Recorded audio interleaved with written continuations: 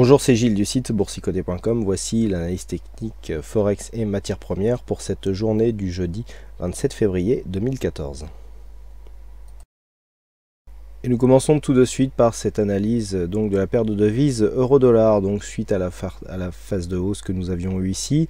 Hier, nous avons connu une cassure donc de la dynamique qui s'est matérialisée par la rupture de ce support oblique haussier. Donc les cours sont venus enfoncer directement le retracement des 23,6% avant de se stabiliser juste au-dessus ici du retracement des 38,2. Alors je vous avais indiqué ici une phase d'exagération avec un rebond technique à attendre. C'est tout à fait ce que nous avons eu dans la nuit, avec donc des cours qui sont revenus ici réintégrer des zones de cotation donc à l'intérieur des bandes de Bollinger, et puis ensuite on a continué à descendre. Donc là on a validé vraiment un contact avec le retracement des 38,2%. On a validé un contact avant de remonter, donc c'est tout à fait logique sur ce genre de phase. C'est assez rare qu'on descende d'une manière directe, même si nous sommes sur le marché du Forex. On a réintégré ici une zone d'évolution supérieure à 36,80 avant d'aller tester la moyenne mobile 20 exponentielle. La moyenne mobile 20 exponentielle n'a pas donné une trop forte résistance, puisqu'on est revenu ici sur la zone des 1,3720 que l'on a testé avant de redescendre. Alors, il y a plusieurs messages sur cette remontée. On vient valider ici un contact sur une ancienne zone de point bas. Vous voyez ici le nombre de ces tests ici qui valident un point bas alors que c'était précédemment un point haut. Donc on a cassé cette zone de support sur cette phase de baisse très dynamique. On marque un nouveau point bas, on revient sous cette zone et donc on la teste comme une résistance. La résistance pour l'instant tient bon, on ne passe pas au-dessus, on l'a juste testé, ensuite on réintègre en dessous. Nous sommes pourtant en pleine dynamique haussière. On voit bien ici les oscillateurs qui sont en train de monter et un MACD avec après une bonne phase une bonne amplitude remonter ici à la hausse. Donc là, on est tout à fait dans un retour. Par contre, tant que l'on reste ici sous cette zone, on reste dans un flux baissier. Donc là, il faudrait vraiment réintégrer d'une manière assez forte cette zone de cotation entre 1,3720 et 1,3745. Donc là, pour l'instant, on n'y est pas, on est juste en dessous. On teste ici cette moyenne mobile 20 exponentielle. Donc pour l'instant, la direction est toujours baissière, mais attention, on a consolidé déjà sur le 38,2. Donc si nous considérons ici que la dynamique est forte, cette consolidation peut suffire. Donc dans cette optique, on surveillera ici la poursuite de ce mouvement donc de rebond technique qui pourrait se transformer en mouvement de retournement avec donc ici une dynamique, une phase de sortie, consolidation et ensuite reprise de la tendance de fond. La tendance de fond, elle reste haussière. Donc d'un point de vue court terme, tant que l'on ne repasse pas ici au-dessus des 1,3745, voire même que bon, alors là ça serait du coup on repartirait en tendance haussière clairement, mais donc tant que l'on ne réintègre pas ici le haut de cette zone d'évolution, considérons que nous sommes dans un biais court terme baissier. Par contre, sur une réintégration ici, on neutralisera, puis on repassera à la hausse sur le court et moyen terme. Moyen terme, de toute façon, nous sommes toujours sur un biais haussier, puisque malgré ici ce point haut qui s'est fait sur un double top qui est en train de se construire, eh bien nous sommes ici sur une rupture de tendance, avec donc un niveau de retournement, cassure du retracement des 23,6, donc qui nous donne le signal de consolidation, et atteinte ici du niveau des 38,2. On n'est pas encore remonté au-delà d'un plus haut significatif, donc nous sommes toujours dans un biais court terme baissier, même si le rebond que nous avons ici, le rebond technique, est très dynamique.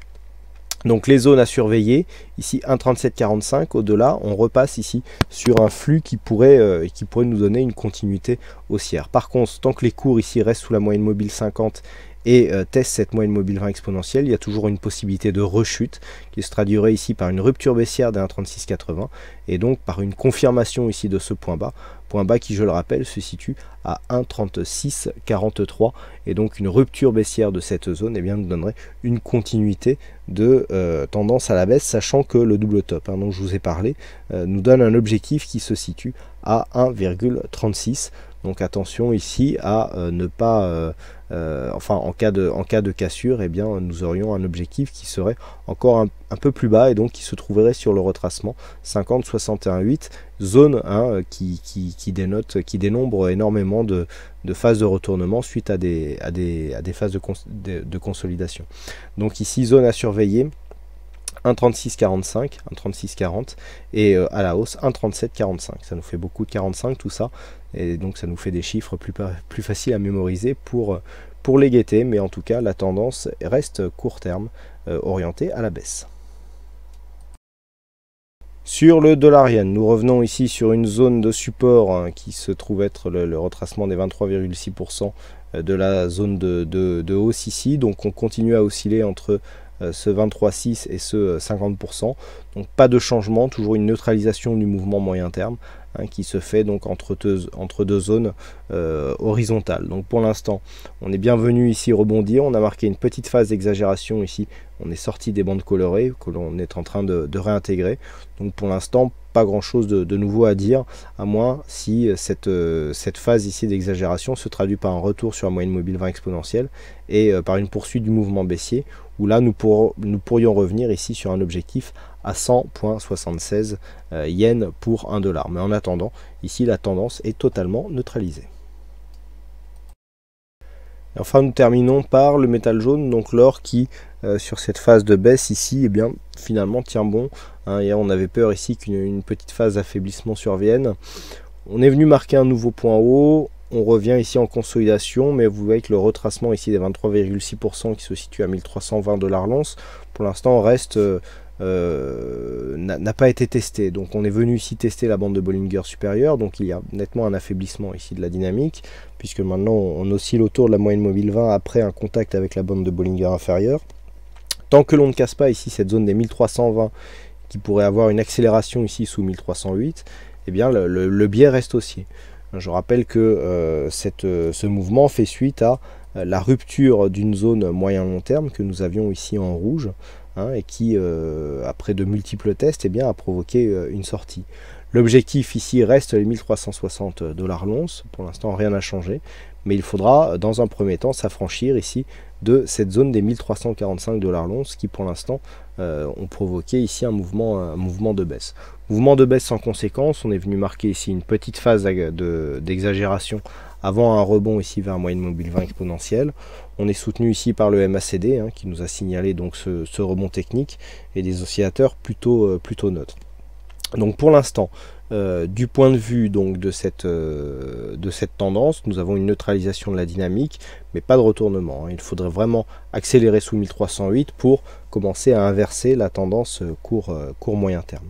Donc tant que ces cours ici restent, tant que cette zone ici reste zone de support, hein, je parlais notamment de la zone des 1320 puisqu'il s'agit du retracement des 23,6%, eh bien on n'est pas à l'abri ici d'avoir un retour du mouvement haussier et donc qui serait en mesure de confirmer donc le fond de la tendance hein, qui est désormais haussière, la tendance à 1345 $ l'once. Donc un dépassement ici à 1345 relancerait la dynamique haussière sur le métal jaune alors qu'il faudrait une cassure baissière des 1320 pour partir sur un signal de consolidation.